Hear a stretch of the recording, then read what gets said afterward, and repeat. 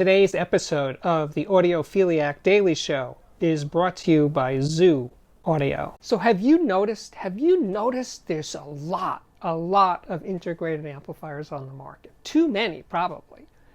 But some rise to the top. Like this one, the Rogue Sphinx, now in its V3, version 3 configuration. I reviewed the original in 2014. And I reviewed the V2 in 2016, but that's 4 years ago. Other than the review, I have no memory of what it sounded like. But I can tell you that this new version, the latest version, V3, sounds really good. Really good. By the way, it's a Class D amplifier. I'm not so up on Class D, although it's getting there. I've noticed there's some movement on Class D. For the time I've spent with the V3, I wasn't thinking Class D at all. No, I was just thinking I really like it, especially. I spent most of my time with it with KEF LS50s. Speaker I know really well, speaker I've been liking more and more lately, but that was a magical combination. Feature package is just intelligent. It's very well thought out. It's not just a box filled with features, it's a box filled with smart features. And I don't mean smart in the contemporary sense of smart. I just mean the old-fashioned kind of smart. Meaning, what's in there makes a lot of sense. First of all, it's an all-analog design. There's no built-in DAC. I don't really think that most integrated amps should have built-in DACs. The technology changes too quickly. It's always in flux. This one doesn't have it, and that way the inside stays, let's say, pure, right? It's pure analog from input to output. But I'll tell you what there is a beautiful phono input, a phono stage that's really good, exceptionally good. It's moving magnet and moving coil. The moving coil loading is adjustable by the user. You have to pop the cover to do that. But again, very nicely done. And by the way, when I pop the cover, I might as well show you the inside right now. You'll see that there are two 12AU7 tubes in there. So the preamp section is tube. Again, hey, it's a Rogue. Rogue is known as a tube company, so naturally there's some tubes in there, right? The Class D, by the way, are the Hypex modules, which are very well regarded in the audiophile universe.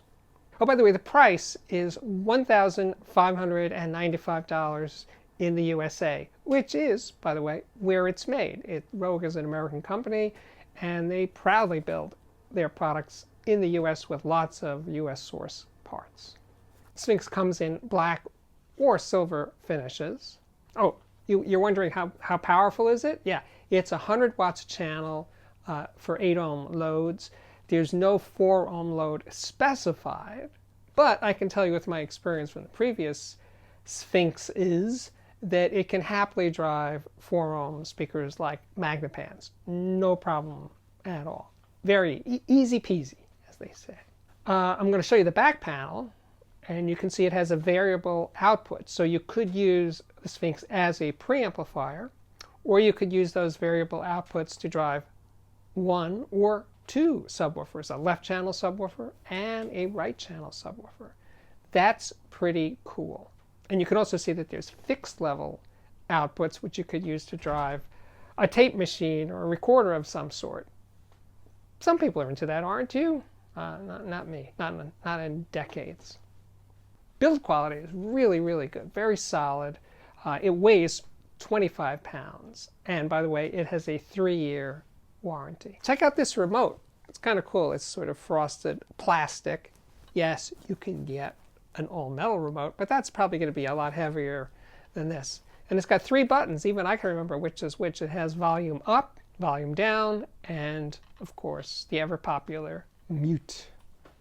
The sound, yes, the sound was so right, especially with the KEF LS50s. That is a match, because it just fills up. That's it. It fills up the LS50. It just gives it some extra weight, some extra gravity, some oomph to the sound that they don't always communicate. So right away. I'm saying, yes, this is good. This is really good.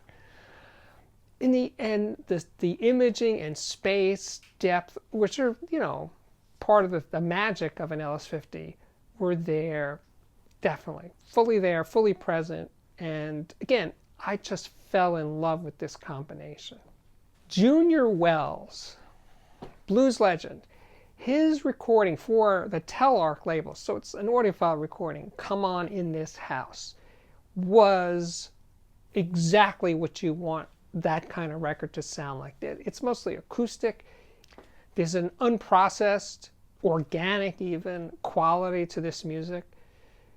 He just sounds right. He's there. He's fully there. And you just, it's kind of spine-tingling, actually, when you hear a recording like this that just doesn't scream recording. It just sounds like they just put up a microphone and it happened.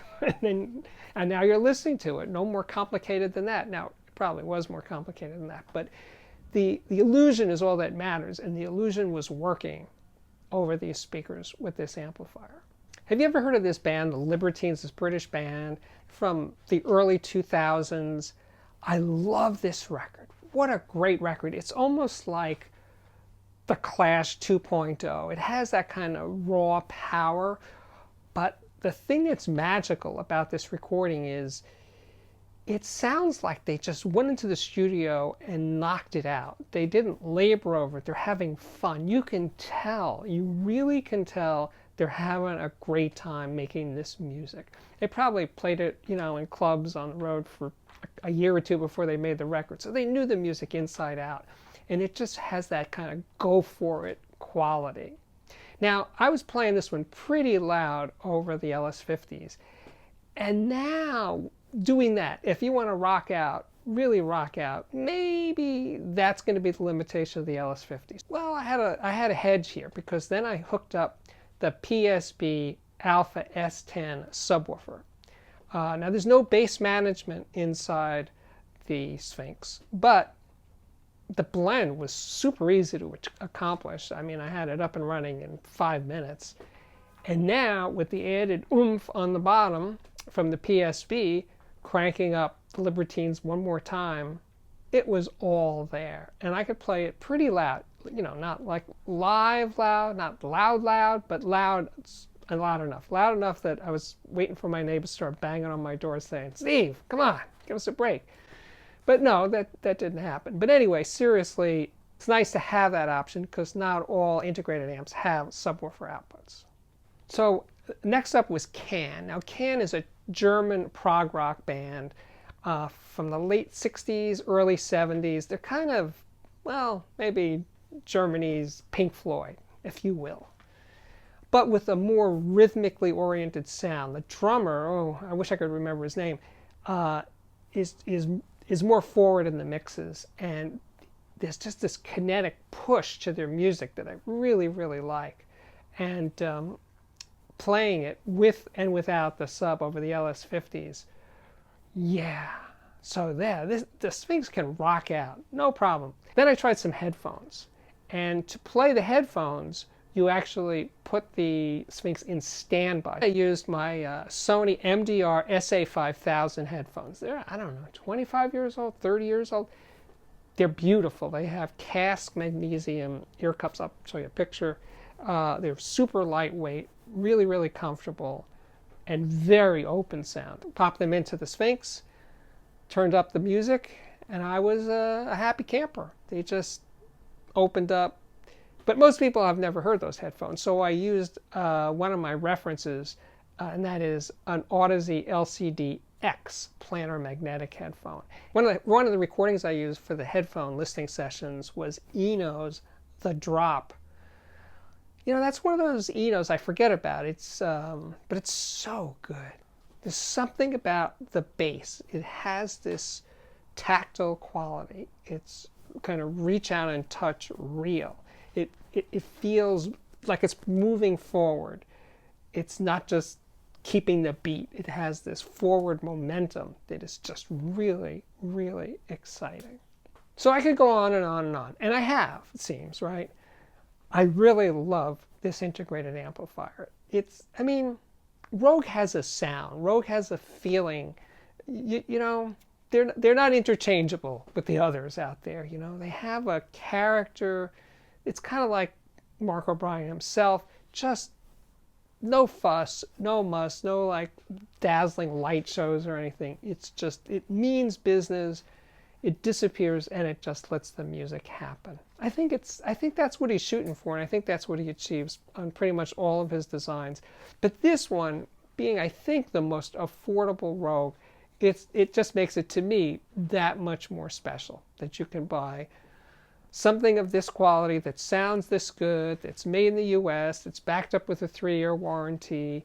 I think my work here is at last complete. Thank you so much for watching. This is the Audiophiliac Daily Show. If you are a subscriber, thank you so much. Thank you so much for coming back, hopefully again and again and again. If you're not, if you've just stumbled upon the Audiophiliac Daily Show, hey, this is your big chance. You can subscribe. It's free. Just hit that button right down there, and when you do, hit the bell. If you don't hit the bell, that little icon of a bell, you're not gonna get all of these. You might miss out. But seriously, thank you so much for watching.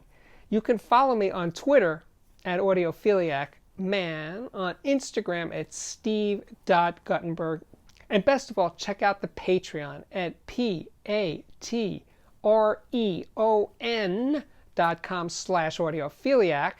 And by popular demand, I actually link to the Patreon directly below in the description, in case you can't write it all down fast enough. That's the kind of accommodating audiophiliac I am. And I do everything for you guys. You can, while you're here though, don't go away so fast, check out the playlist. There's playlists for speaker reviews and electronics reviews and headphone reviews and everything. It's all there. Interviews with so many great people, now including Mark O'Brien from Rogue.